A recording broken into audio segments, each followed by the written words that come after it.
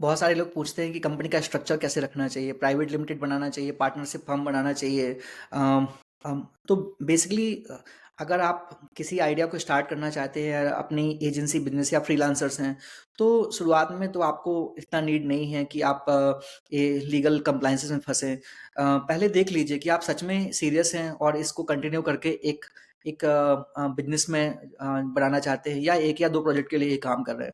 अगर एक या दो प्रोजेक्ट के लिए काम कर रहे हैं तो फालतू में आप लीगल के लफड़े में मत पड़िए।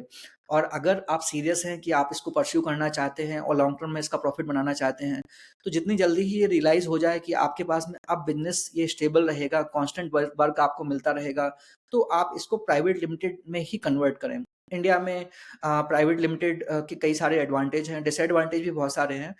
पर एडवांटेज ये है कि कभी आपको फंड रेज करना है, फ्यूचर में आपको आईपीओ लेके आना है, कभी आपको बैंक से लोन चाहिए है, क्योंकि over the period of time आपको जैसे जैसे आपका बिजनेस ग्रो होगा तो आपको हेल्प मिलती है।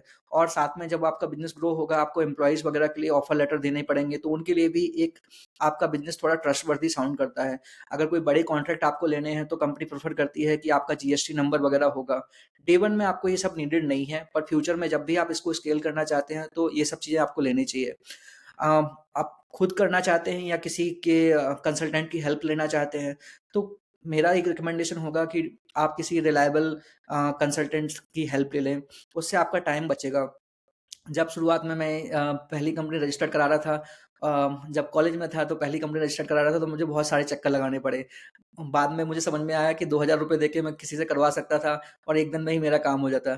तो इंडिया में कुछ चीज़ें जैसे काम करती हैं वैसे ही काम करती हैं, तो आप खुद करने की बजाय अपने लोकल में किसी एक अच्छे जो भी कोई ग्रुप है उनमें आप रिक्वेस्ट करेंगे तो लोग आपको रिकमेंडेशन अपने आप ही दे देंगे। तो उनसे आप ये पेपर वर्क कंप्लीट करा लें और उससे आपको ये हेल्प मिलेगी।